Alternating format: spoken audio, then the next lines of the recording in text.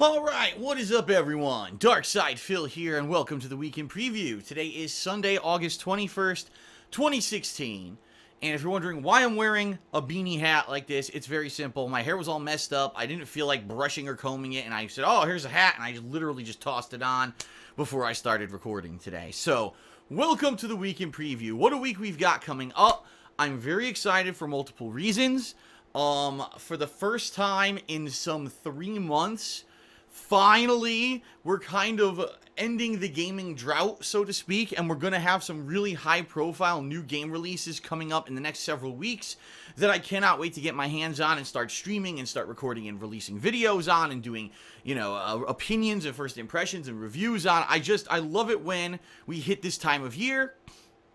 Traditionally, it is around the end of August and then September through December when we get this big influx I like to call the hardcore gaming season. And this week is kind of like the beginning of that wave, the appetizer to fill us and get our appetites up and ready for that big buffet of gaming greatness that we're going to get over the next several months, okay? So I'm excited for that. And also the fact that the summer is almost over.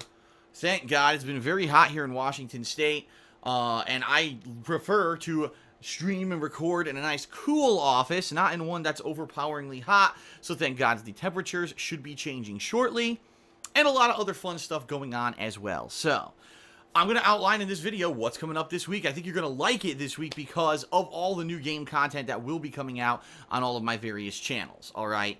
But before we start, the other day, I was editing my review of No Man's Sky, which, by the way, gratuitous plug, you can watch that review on KO Gaming, which is at youtube.com/KO Gaming 1. That's the channel where I put up all of my game reviews and edited style videos. And as I was editing this review, I had like 20 minutes to do something. I was like, you know what? I'm going to dig in my closet right here. You can see it right here. This is my closet. That's where I have all my shit that basically came from the condo in Connecticut that I used to live in. And I piled it in there when we moved in this house in Washington. And really, quite honestly, I never unpacked it. And what I mean by that is I never went through it and, took stuff out or anything like that. I just took out what I needed to work. And the office, just with the stuff needed to work, is packed, okay? It's not like it's a giant place that I have for workspace. And so, there's things that have been in there for a long time. Now, first of all, I've been using Astro A40 headphones ever since I moved to Washington. I never swapped out to another pair of headphones. These are the same headphones that I was actually using currently at the end of my run in Connecticut, because the other two pairs of headphones that I had purchased both broke. That's right, I had both a pair of Triton Pro headphones, or Pro Plus, I think it's actually formally called, and a pair of Turtle Beach X-Force XP7, I think it was called. Those broke too. They all broke, but they were all under warranty. And right near the end of when I was about to move out of Connecticut, I got all the replacements in the mail, but I never started using them. So the first thing I took out of my closet was my replacement pair of Triton Pro Plus headphones. Here they are, and you can see they're plugged into my PS4, and I forgot to turn off the amp, so the light's actually on them. They glow. And they actually have 5 speakers inside of each of the ears, which is kind of wild. I reviewed these many years ago. I actually think it was right here on the King of Hate vlogs years and years ago when I first got them. And I actually started using them again. I used them today for the first time in Overwatch, and after playing Overwatch for like 3 months with the Astros and then putting these on, it's like night and day. You can hear all the surround sound stuff you couldn't really hear with the Astros, and it kind of blew me away. I was like, man, I haven't had official, like, really heavy-duty surround sound headphones being used in a long time. So I'm probably going to be using these in the near future for all the gaming of this hardcore gaming season coming up. I'll have surround sound, which would be pretty neat. Plus, they're actually really good for noise canceling, too. So anyway, that was one thing that I pulled out. And then, the other reason that I'm really telling you this story in the Weekend Previews, because I really don't have anywhere else to talk about it anymore, I found this. Now, I don't even know if I ever actually made a video about this or not. I don't remember. That's how old this is. That's how long I've had this for. This, which you cannot probably see, it's in tiny text here, is the silver play button that I received way back when. Probably, I would think it was around 2010, when my DSP gaming channel got 100,000 subscribers. YouTube sends this out when you get 100,000 subscribers, and then subsequently, if you get 1,000,000 subscribers, they send out a golden play button. And I think people who get like hundreds of millions or something crazy get the platinum play button or something like that. So I'm sure, you know, PewDiePie probably wears that as a fucking belt buckle or something. But, yeah. I found it in my closet, buried in one of the bins that I had moved with. I didn't even know that's what it was. I was just looking through stuff. I was like, oh shit, that's what that is? And I opened it up and I'm like, holy crap, here it is. The thing is, and here's the honest answer, because a lot of people have asked me over the years, did I get this? Why did I never talk about it? Why didn't I celebrate when I hit 100,000? You know, there's a lot of YouTubers out there, whenever they get a certain milestone, like, I hit so-and-so number of subscribers, or so-and-so number of views, celebration and all that. I never really did that. And you know what? Here's the bottom line. This is me being real with you. When I started on YouTube, it was a joke. It was a hobby. It was a little side thing. It wasn't serious. It was meant to be me playing games and dicking around and not taking myself super seriously or anything like that. And I never thought in my wildest dreams that over the years that I would be reviewing games to the length that I do now, that I would be doing full playthroughs and it would be my job and my source of income and employment, and that people would know me all over the world for doing it. I just thought it was a funny fucking thing. So for me, to get this for DSP Gaming, right, when I did, it was kind of silly. I was like, who cares, you know? I'm going to keep doing what I'm doing. I'm having fun doing it, and this is just a silly thing. Now it's kind of like I look back, and I'm like, you know what? I think I really was kind of immature back then. That if I had been more... If I had more of a direct relationship with my viewers in regards to having like a community, right, and we celebrated milestones like this together and had a lot of positivity, instead of just being about games, and dicking around joking about games, if I'd be like, wow, look what we did together, awesome, let's keep going and let's do that, maybe I could have been, you know what I mean, one of those YouTubers that had branched out and reached a wider audience. But I think what happened was I kind of always just stayed the same, the kind of dickish guy who joked around, made fun of games, and didn't really care about how, you know, anything. And, you know, that worked for a certain amount of time, right? I mean, I kind of had that same kind of attitude all throughout 2011, all the way into 2012, and that's really when things kind of changed, and I realized the face of YouTube was changing. People weren't coming out to watch raw playthroughs anymore. They wanted to see edited stuff. They also wanted to see direct capture, which I wasn't even doing at that point. They wanted to see higher quality. They wanted to see reviews that were worth a shit. You know, I had been making reviews for years, and when I started making reviews, they were really quickly whipped together, and, you know, they were popular for a while, and then they fell out of popularity. Now that I do edited reviews, now all of a sudden my reviews are getting popularity again. So, go figure, right? But anyway, I wanted to pull this out and show everyone. Yes, I have the silver play button. I've had it for quite some time. Like I said, I'm almost positive I either got this in late 2010 or early 2011. I hit the 100,000 subscriber mark on DSP Gaming.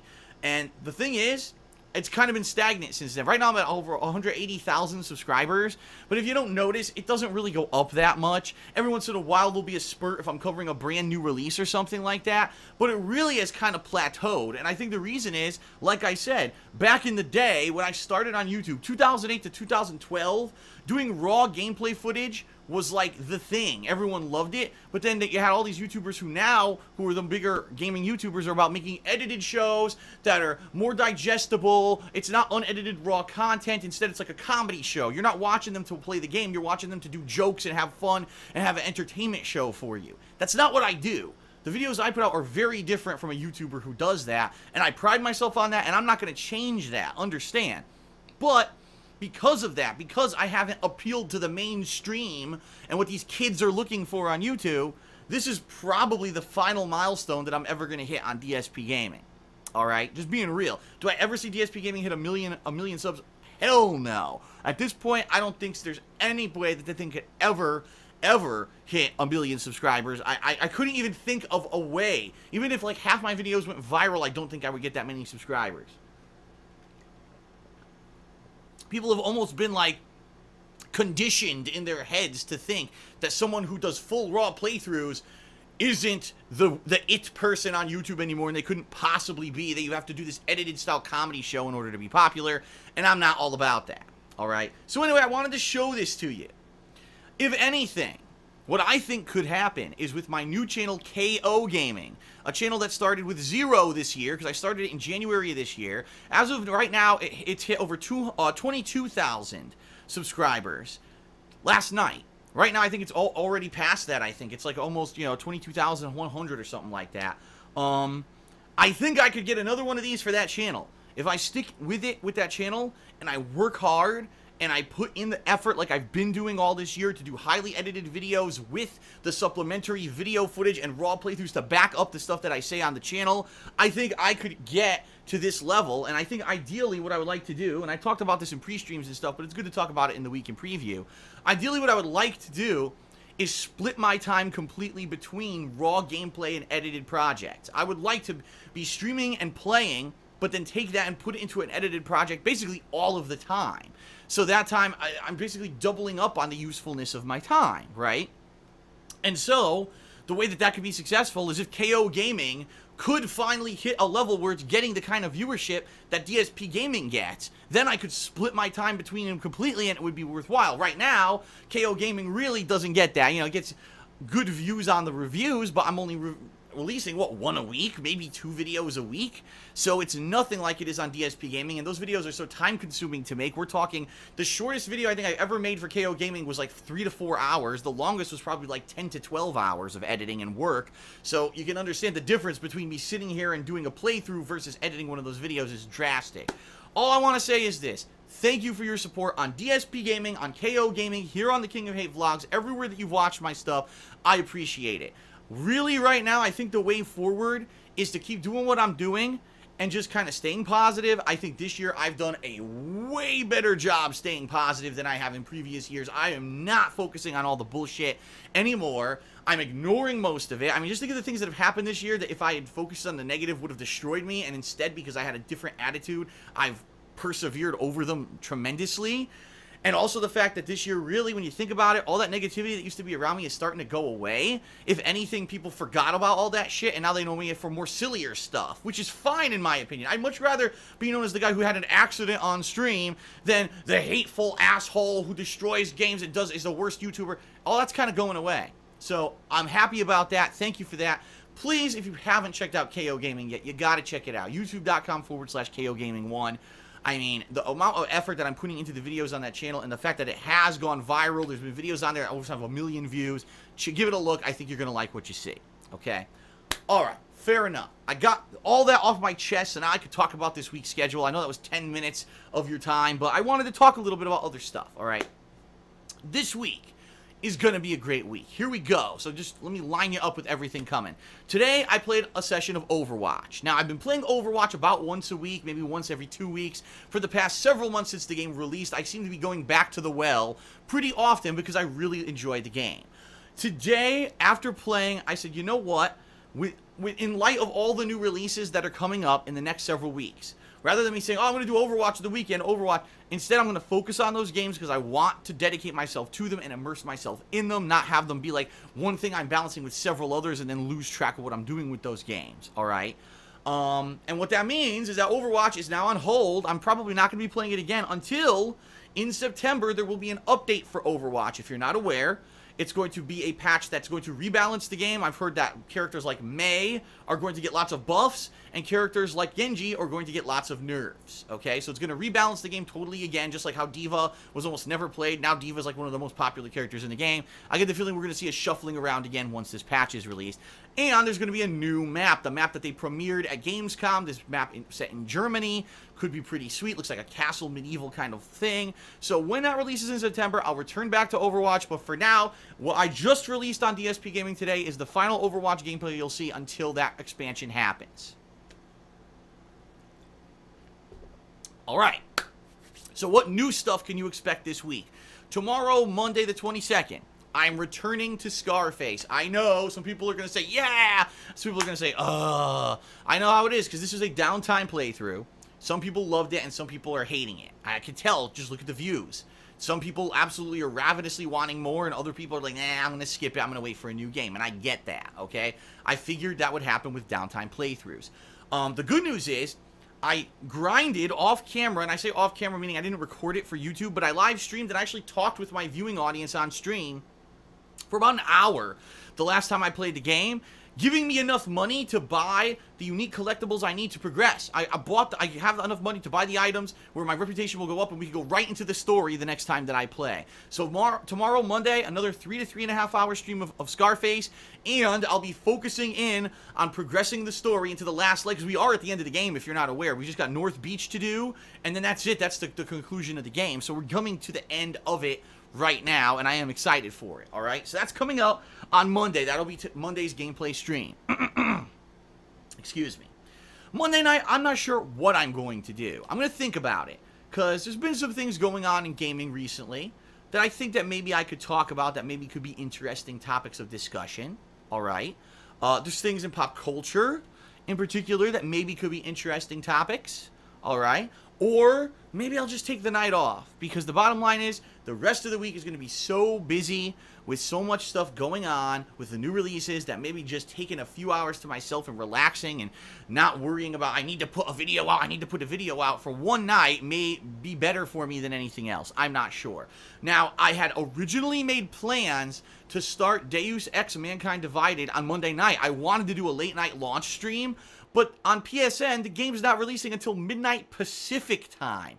It makes absolutely no sense. It's a digital fucking release. It should release across the entire country at the same time. But this goes hand in hand with a series I did in late July, early August on KO Gaming. The top 10 worst things about modern gaming. Digital releases don't have consistent release times. They never did, and they still don't today. This game could have come out at 9 p.m. my time, midnight my time, or, in the case in point, the other new release I'm playing this week, King of Fighters 14, guess when that one releases? Noon on Tuesday.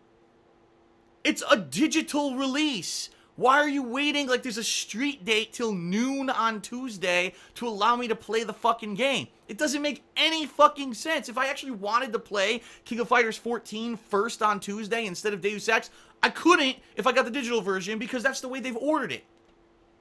It makes no fucking sense. And why are we standing for this? Why aren't we going to Sony and say, hey Sony, we're not going to fucking buy your games digitally unless you consistently release them at the same fucking time because we're just tired of being jerked around. But that's what it is. It's like, oh, well, it's games, so it's just kids playing them, right?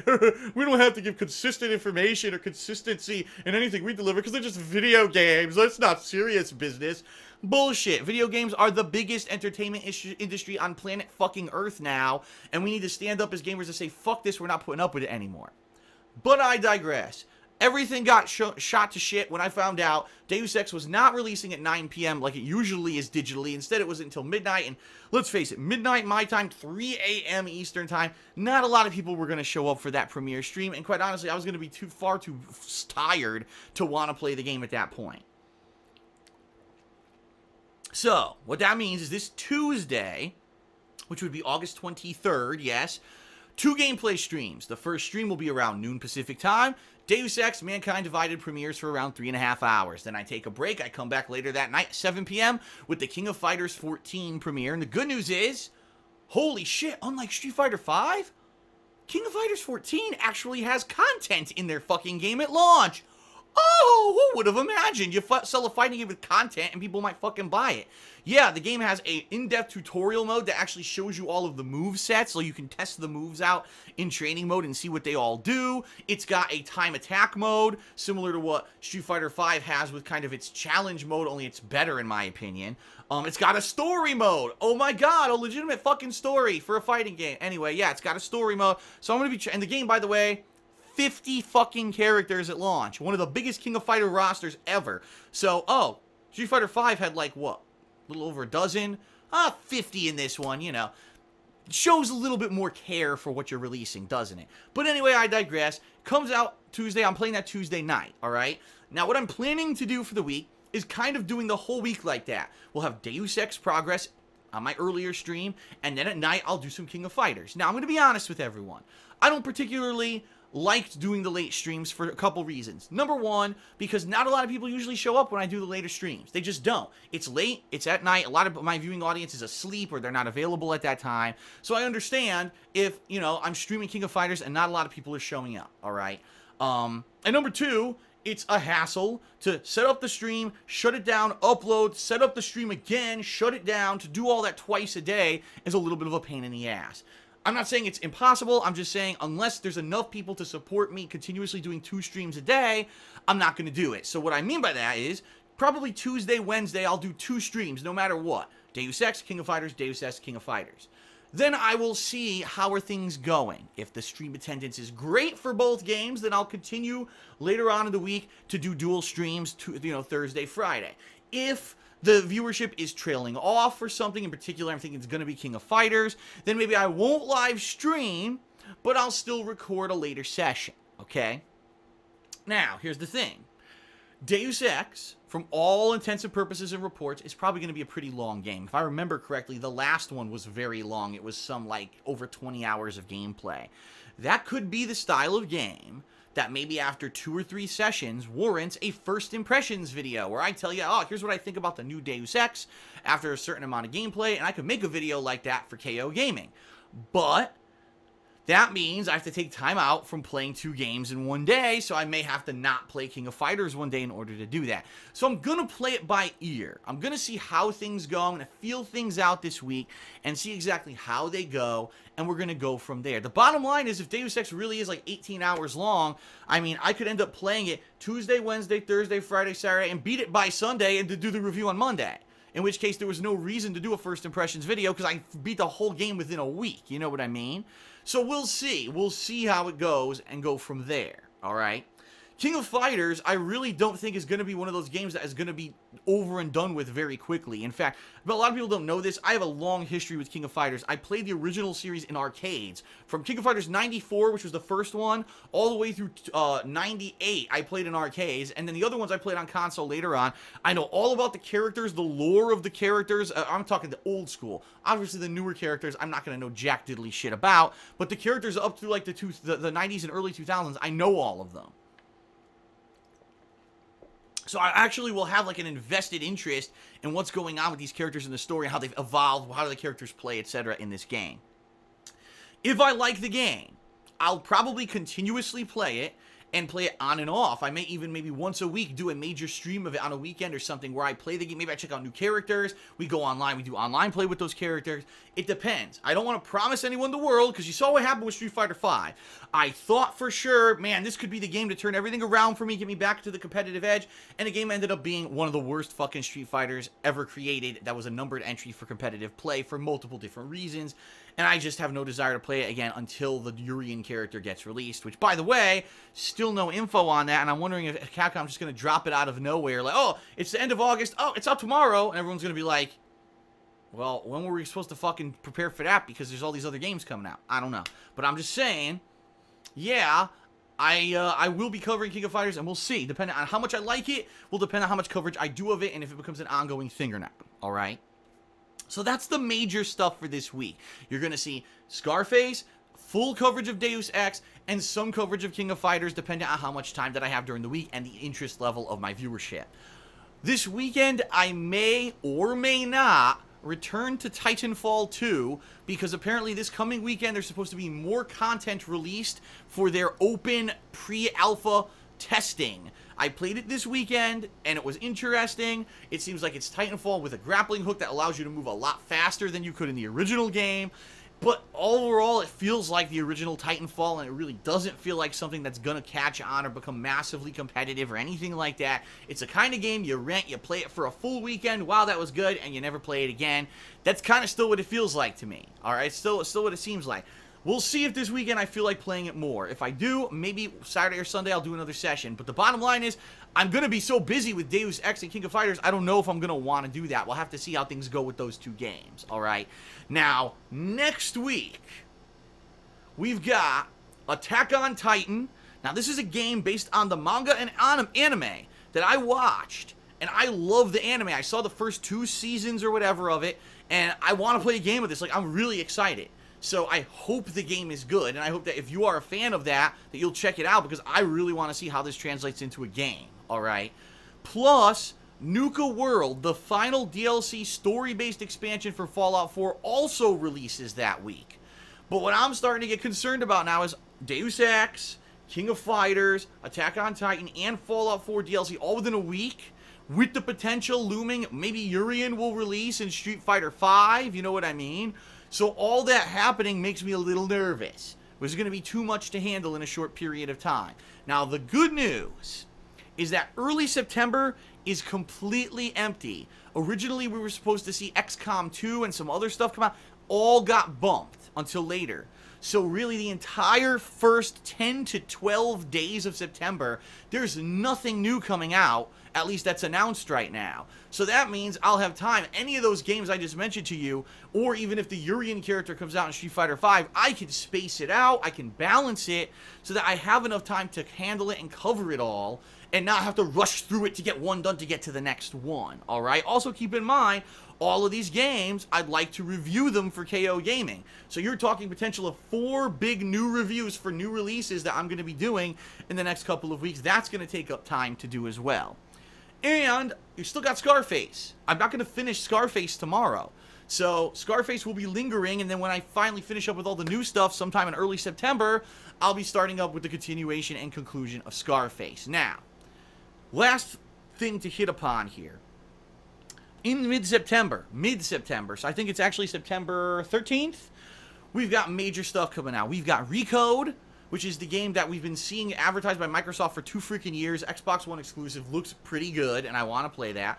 There's also a BioShock HD collection and a Dead Rising remastered collection, and I'm interested in replaying both the original BioShock, which I did a playthrough of on YouTube years and years ago for Darkside Phil, but it wasn't a very high quality playthrough. It wasn't direct capture. The audio was terrible, and half of it, I'm not even kidding you, for a big chunk of it, I was drinking, and I wasn't really commenting or paying attention to anything going on in the game. I'd love to redo that one for you. Plus, I never played Dead Rising 1 for YouTube. I never even finished the game myself, so that would be an awesome thing to probably do as well. So I'm looking forward to playing those, plus Recode in, I'm sorry, Recore, it's called, not Recode, I screwed up the names, Recore, around the middle of September, alright? Now, the final thing I want to bring up is Patreon, because this month in August right now, we've got about 11 days left, I think. No, it's 10 days left in August. Only 10 days left for you to pledge to my Patreon. And if we do hit the goal for this month, which let me get to it, because I, unfortunately, once again, I've forgotten to set this up for you. That's not it. That's it. If we hit the goal for this month, it's going to be either Jak 3, Banjo-Kazooie, or Crash Bandicoot 3. I got another pledge, so now we're even closer. I think we're around $160, give or take a few bucks, to hitting the goal. If we hit the goal, I'm also going to be playing one of these games in that second half of September, balanced with those other games that I just mentioned to you. So, if you want to see one of these classic playthroughs happen amongst all of these new releases, please pledge to my Patreon. I mean, I only need a few more people to pledge for us to actually hit the goal by the end of the month and for us to do a fun playthrough coming up in September. So please consider pledging if you have not, right there at patreon.com/DarksidePhil. And of course, if you pledge $5 or more, you can actually participate in the vote on which of these games will make it to fruition in a full playthrough starting in September. Alright, now let me see if I can find my freaking... Here it is. Okay. I wanted to throw that out there, because that's going to be a big part of September if it happens. If not, if we just forget about it and no one pledges, it's not going to happen. And we're not going to see that classic playthrough balance with all the modern and new releases, okay? Alright. So that is it for the weekend preview. I know I just talked about a ridiculous amount of stuff. I apologize the video was so long, but I think it was one of the better weekend previews, right? A lot better than recently. We got new stuff coming out, so I'm excited. I'm positive about it. I've got good news with KO Gaming and everything I'm reporting, you know. This is awesome. And I actually wish I could go back in time and change my attitude a little bit in the past about celebrating this kind of stuff. This is because of you watching and me busting my ass over the years, and I hope that maybe in the future we can get more accolades and things. But for now, I'm trying to find a place. I was actually thinking maybe I could hang it like right here, right? If it could fit right there, and then maybe you could kind of see it in my videos, right? The vlogs and stuff, so maybe it's worth my time. I don't know. We'll see. But anyway, thank you for this. Thank you for everything. This year's been great so far. I'm really looking forward to playing new games this week and seeing you for the coverage of the new games. Thank you. I'll see you then. And of course, without further ado, thank you to the following July patrons who made everything possible for this month, who allow me to keep doing this full time. Thank you very much. Peace out, everyone. I'll see you for all the new stuff starting tomorrow.